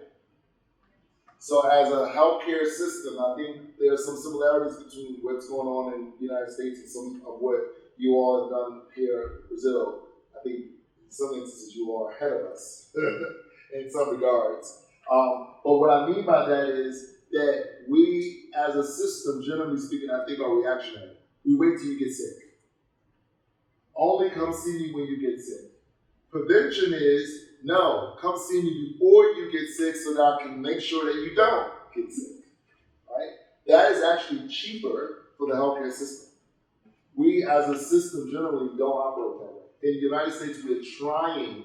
There's been conversations about, hey, let's do more preventative care to prevent people from getting really sick later on and that type of thing. So we're starting to change that. But generally, we are still reactionary. Once you get sick, okay, now we'll treat you. And by then, it may be too late. Right? So absolutely being more preventative in our care versus reaction. Absolutely. Any others? Combat sedentarism. Sedentarism. Combat it. Oh, come back. Sedentarism. Physical inactivity. Oh, okay, active, yes. Sedentary. Okay. Not sedentary. Don't be sedentary. Being active. Yeah. Right. Absolutely. I want to actually, my colleague who's going to come up, Maria, in just a short while, so get ready. This is actually something that is so important because we were actually talking about the levels of obesity in the United States. Along with food, one of the other, I think, increases in obesity levels in the United States among adults and in children is the lack of activity. Our schools, for the most part, actually, this happened before COVID, before the pandemic. We took gym or physical activity, it would be, what would be the translation in Portuguese? Like, where students, they go to class, but they also go to gym. They go to the field and play, and then they go back to class. What is it? Athletes, right. So, but it was part activity. And in the United States, it was part of your school day. So you would go to class, math, science, English, and then you would go out, play, then you would come back and go to lunch, and this, that, and third. United States, most schools, you don't do that. No. Here we have, for young children, like, to routine, we have like one per week, one class per week. Once a week. Yes. Ours, we were used to do it every day. And I think for little kids, you still, physical education, yes. For little kids, they still do some of that, but as you go up, no more. So I think to your point, this level of activity level has gone down both on the education side and just normal, how we just, folks just normally exercising and those things. All right, so at least for me, I just want to emphasize there's 6 things on this board that we have identified that can help visualize or realize global health. 6 things, right? Now, obviously there could be a whole lot more. Part of what I would encourage you to think about is, of these things on this list, what do you have control of and what can you help to do, right? So if you're a faculty person, it could be all of these things, but one of those things could also be like, hey, we don't really do a lot of interprofessional collaboration, so maybe the school doesn't do it, but I can do it for my class. So I can invite 1 week, maybe a social worker will come, maybe a therapist will come, maybe a dentist will come. You see what I mean? So part of it is that there's things that we can do on a smaller scale that can hopefully create some level of movement towards this, right? Access to healthy food. One of the things that we may be able to do, I may not open up a grocery store, right? But what I could do is let me identify the healthy food options in this area, and maybe we have a list in the department, right? Or there's some restaurants that have healthy food options. Hey, instead of going to Burger King for lunch, maybe the department can go to this restaurant, or they can have food that comes to us. Does that make sense? There's small things that we may be able to do, right? that are practical options that we can do individually, but then we may be able to do as a department, we may be able to help to do as a school, or student groups may be able to do in order to help to achieve some of these. Again, we may not be able to do all of them, right? But there may be some things that we can try to hopefully work towards as we achieve things. So I'm going to stop. I have my colleague who's here. My colleague Maria Bacall, who's from Johns Hopkins. Again, she's the manager of our global initiatives office at Hopkins. One, I'm glad that she was able to come, but two, just maybe if she will share some of the work that we are working towards, but then also if you all have questions about maybe some things that you are thinking about doing or would like to do at your school, that either one we may be able to help with, or sometimes it's just about saying, hey, this is what we tried that and it didn't work. So sometimes it's just sharing that experience so that folks can learn about what are some things that are possible. Right? Thank you, Maria. Break or anything? Oh yeah, if you want. Yeah? Oh, we can leave because no, we can leave. Okay, or I'll be quick. I should be too long. I don't have anything, too extensive to tell you, and I can share with Professor later the links to the website, so maybe you can look through pictures and see the different programs that we're running. I think the pictures are more interesting than me talking. I'm sorry, Maria, you had to come more near. Exactly. Can you see, guys? No, there. Oh, forward.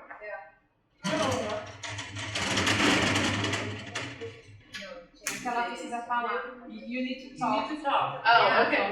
I'll start talking and see it. Does this work? No? Yeah, because camera run around the. Okay. No? Yeah. There you go. Do you have questions? Some questions? I saw somebody. No, it's top here. Yeah. It's okay. Okay.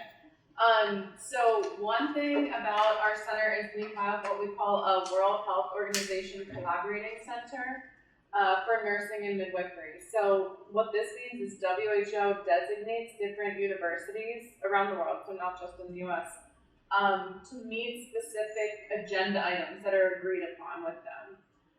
So our focus is on the Americas region, so including Brazil. And we work with some Brazilian colleagues also, but our collaborating center's focus is on knowledge dissemination. And what we mean by that is open access materials specifically for nurses and midwives. Our goal is to reach them at the bedside, but as well as in academia. But think of not all universities or not all nurses have the same library access or online access.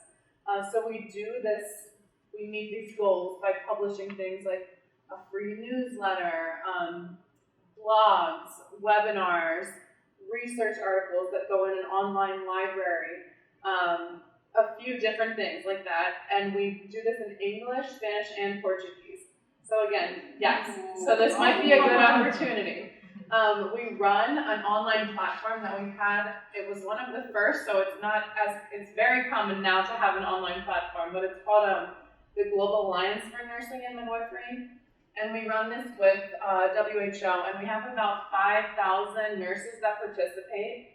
And it's an open access platform where you can access these materials, but also post on a discussion board if you have questions. If you're looking for participants for something, if you want to advertise. So we have, sometimes people will go on to debate a topic, but sometimes someone will say, oh, do you have a survey tool for this? Or, an evaluation tool for this? Those types of things. Again, that's all free to join. And I would encourage you to, because you can go on and maybe just explore. And your professor has actually written a blog for us in English and Portuguese. So maybe she can show it to you after. But this gets disseminated to everyone, and it's all free. So again, the goal is that people can access, and it's just a good way of partnership. This collaborating center network forms just a natural group of partners because there's over 40 of us, so we're in all the regions. But that's not the only people that we collaborate with. That's just a starting point. So we also have memorandums of understanding, what we call them, with several universities, but we try to find synergies and things that we can work on together to collaborate. So just to give you an example, we had a university in India that really wanted to collaborate on putting together mental health resources and mental health webinars. So that's something that we did during COVID, and it's actually continued after we have developed a project with them from that. But again, we're really looking for, we call them bi-directional partnerships. So things that we don't just go in and say, oh, we want to do this and this and this. We want this to be something that helps both institutions, helps the communities in both areas.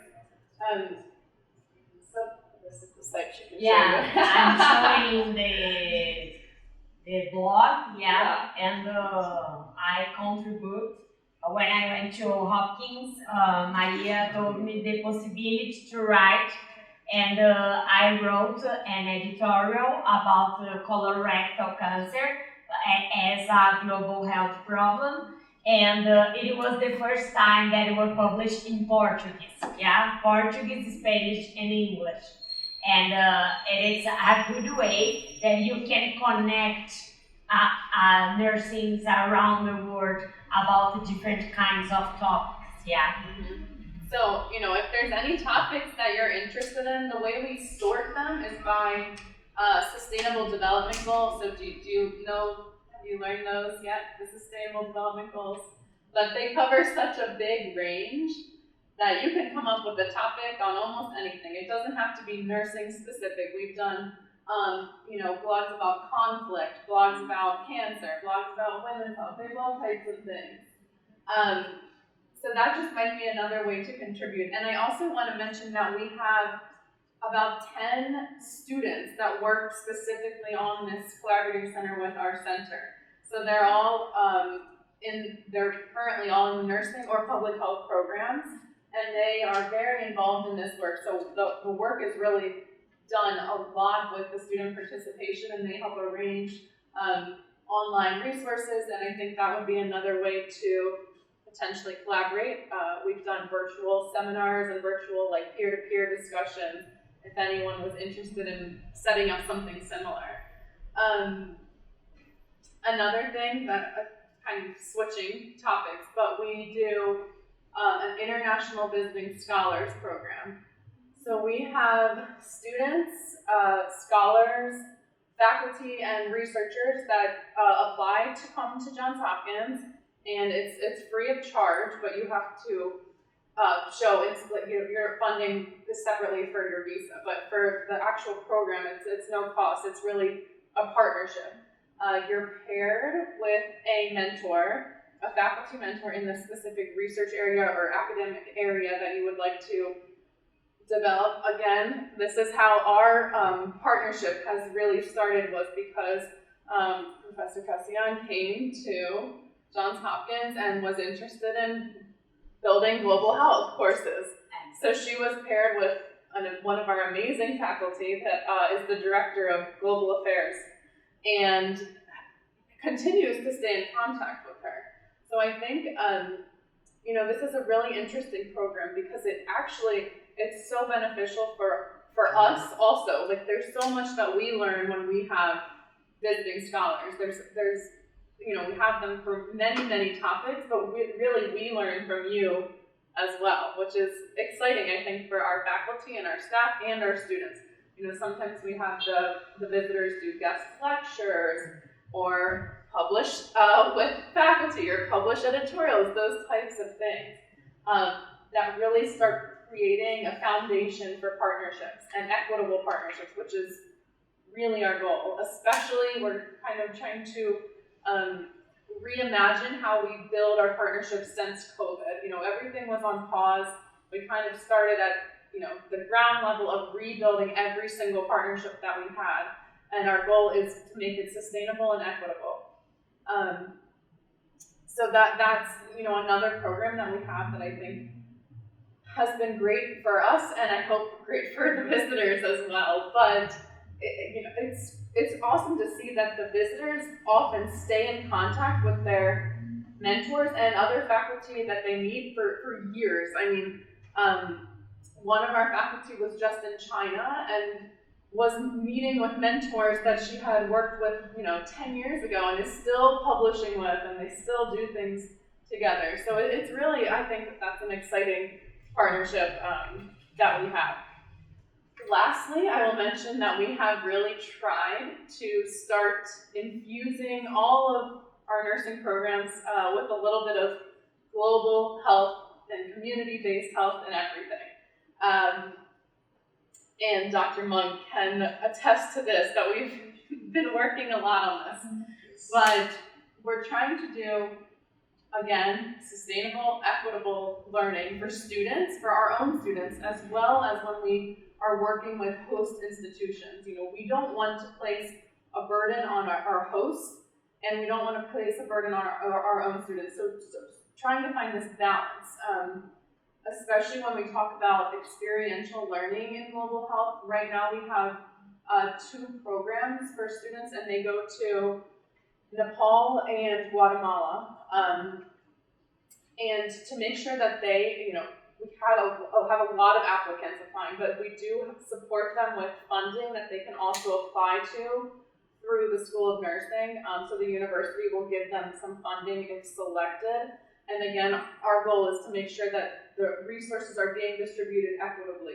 Because in the past, we had found that really it was the wealthier students that were able to do these learning experiences. So we really don't want it to be like that. And we're every day evaluating new partnerships. Like Dr. Monk has 2 students with him on this trip, so this could potentially be something more in the future, and we hope it is if Dr. Cassian wants to keep asking us back. But and just to add, we're trying to make sure that there's some community focus that's sustainable when we do these programs.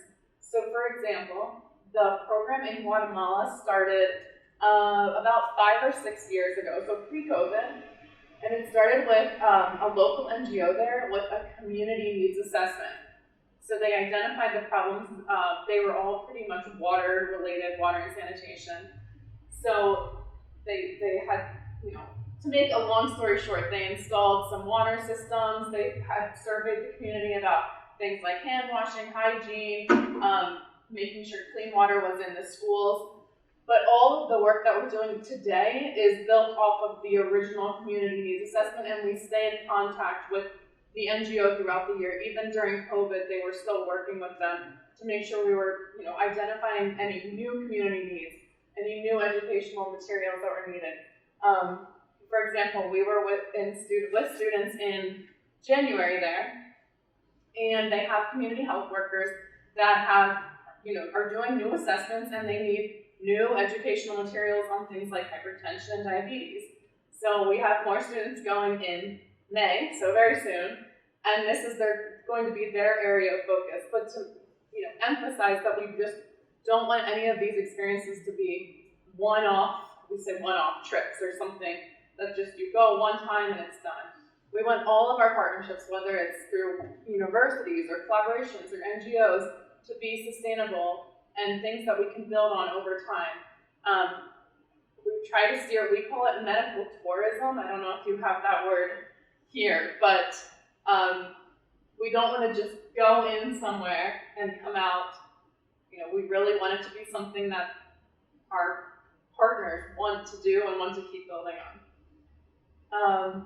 I'll also just add that we have now started doing our graduate students are doing projects with international partners. So we have 15 graduate students that are doing this.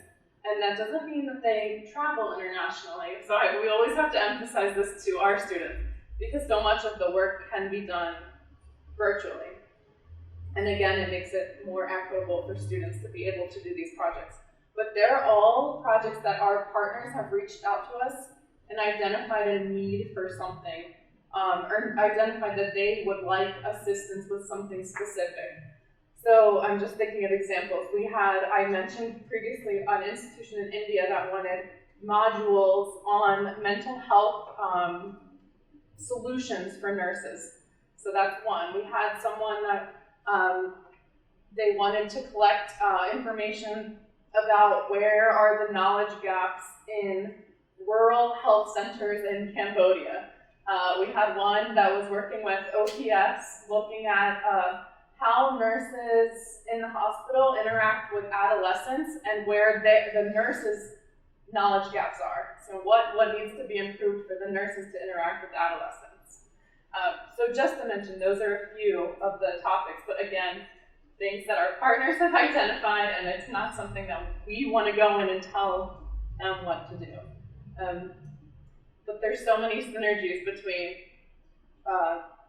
DEI and global health, and we're really trying to work together to make sure that we have this available to our students and that we continue to build up partnerships to make health equitable. So that's just a few things to mention. I don't know if you have anything else to add. I do just one thing I brought up to some faculty yesterday in our meeting.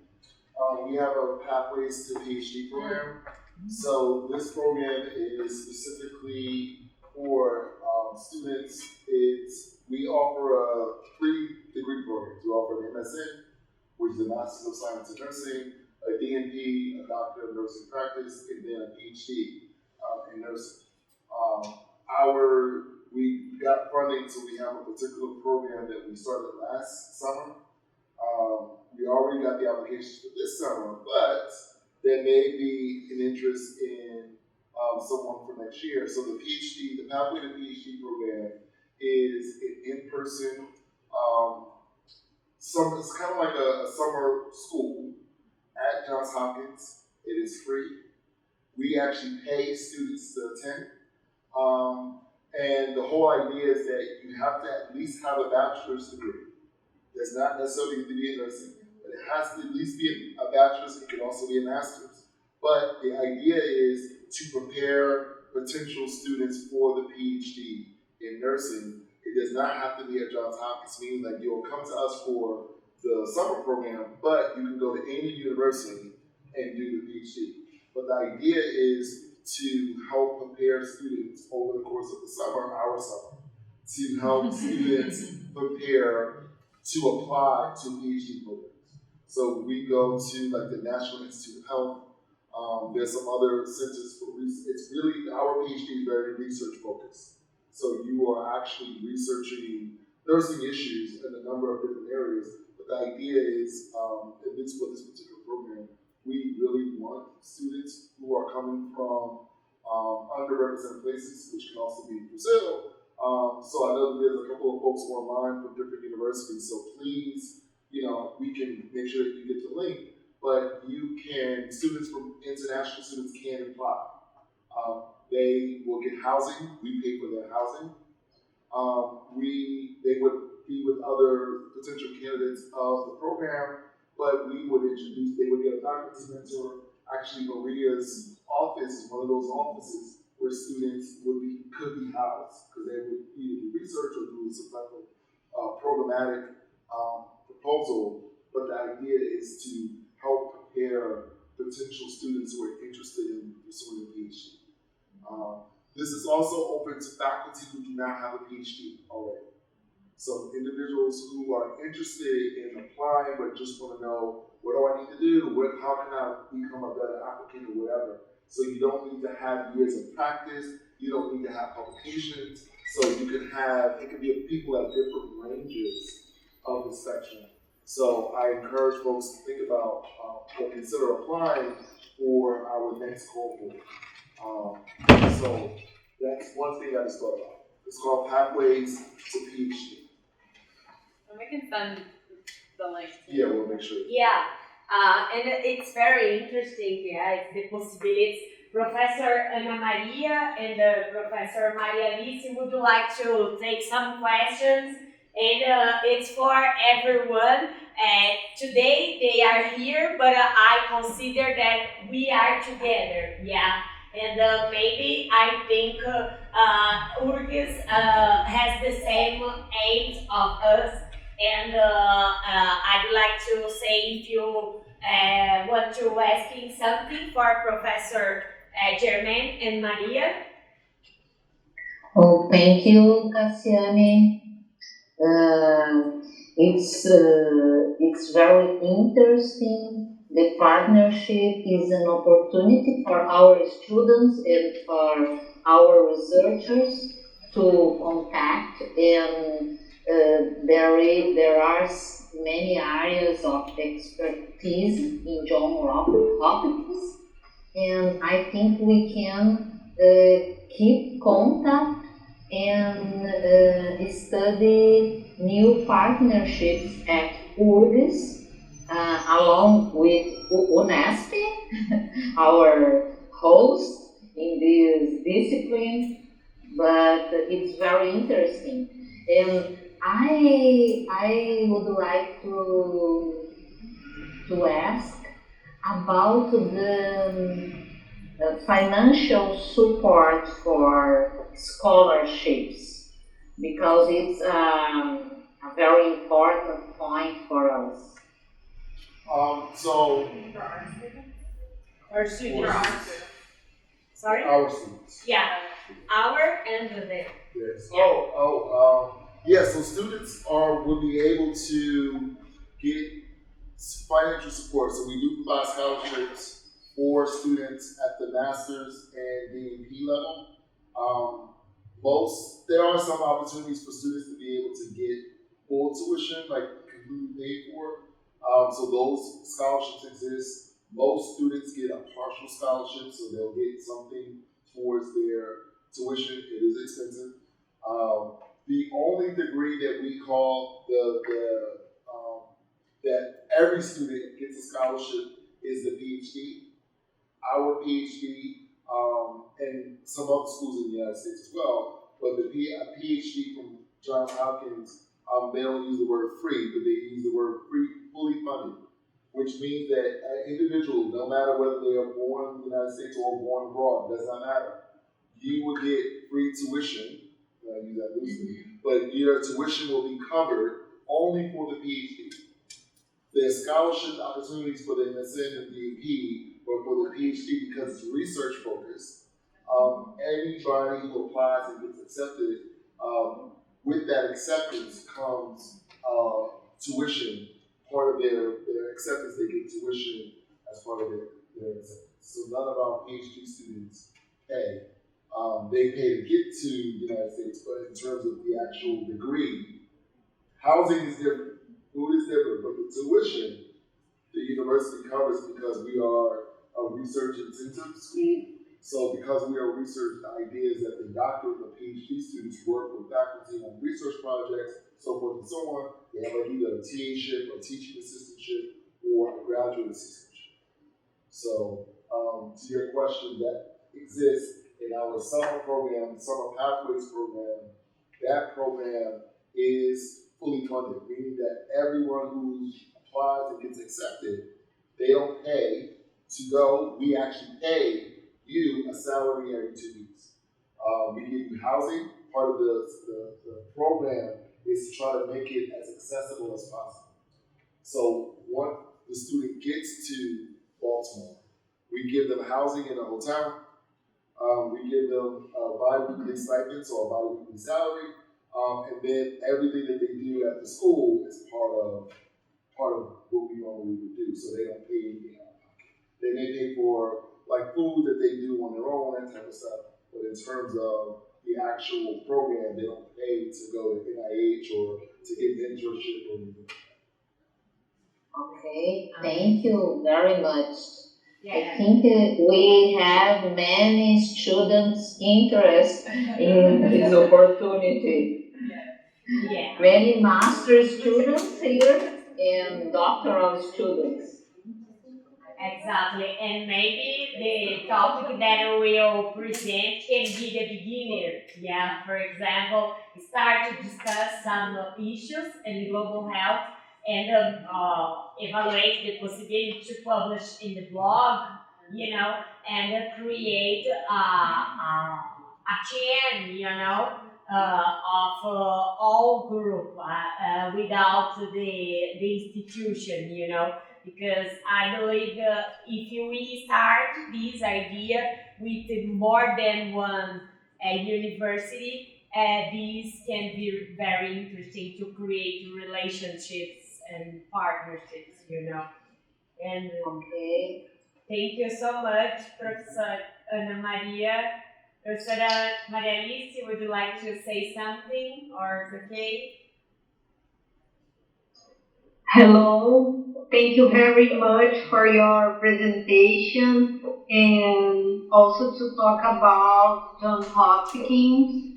I think it's a very good opportunity to learn more about the school and to know about professors and researchers, and also how we can develop a partnership in research or study. It's very good to hear you, and thank you very much. And I'd like to say also, Professor Ana Maria went to Opus in January, and work a little bit with Silvia Cassiani. And I think she has a lot of ideas how can improve this discussion in global health area and develop more things. Yeah. That would be great. Very Thank you, nice. Tatiana. No. Okay, guys, I think is that I'd like to say again, thank you so much. And guys from South, I believe for next week is the same schedule, again, we will return the class to Tuesday and Friday, and the next class will be with Professor Patricia Davidson. Patricia Davidson was the dean of the Johns Hopkins. When exactly, I don't know. So she was there for 3 years ago for 10 years. She was there for 10 years, but 3 years ago is when she left to go to Australia. Yeah, and I think it will also be an amazing discussion.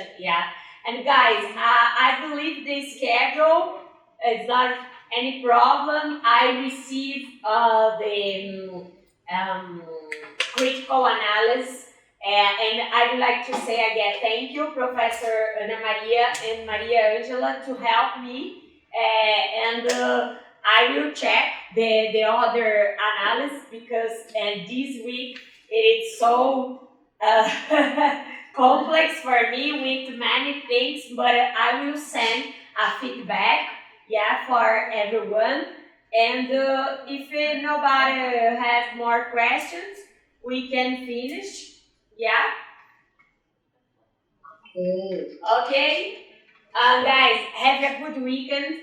Thank you so much, and write me. Let's take a picture. Let's take a picture, everybody. Take a picture.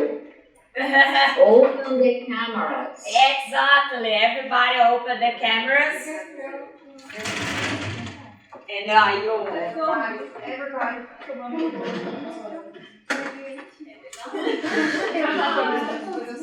You are acting. Just a minute, so I will add it here.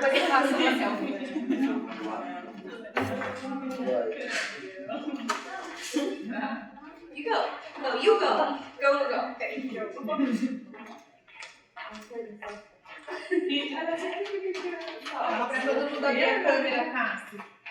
Everybody open the camera, guys. It's the moment. I think the maximum. Olha que lindo que ficou. Oh, very nice.